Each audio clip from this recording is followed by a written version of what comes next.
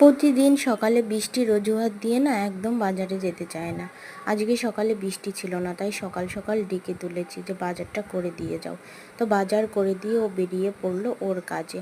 আর এখন আমি আস্তে আস্তে আমার কাজগুলো কমপ্লিট করব। সকাল থেকে একটা কাজও করা হয়নি।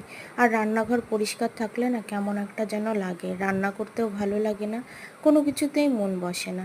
আর এই গ্যাসটা কিনে আমি ভীষণ ঠকেছি। কেন বলো তো, একটু চা করলেও মনে হয় নোংরা হয়ে গেছে। তো এখানে আজকে ডিমের অমলেট করে দুপুরে ঝোল করব। ডিম সিদ্ধ রান্নার থেকে এভাবে রান্না করলেই আমার বর বেশি পছন্দ করে। তারপর রান্না বান্না করে খেয়ে দিয়ে একটু নিজে শুয়েছিলাম, কারণ একা একা থাকতে না একদম ভালো লাগে না। তো যাই হোক, ঘুম থেকে ওঠার পর একটু খিদে খিদে মনে হচ্ছিল, তাই এখানে মুড়ি আর তরকারি নিয়ে এই যে বসে বসে খাচ্ছিলাম।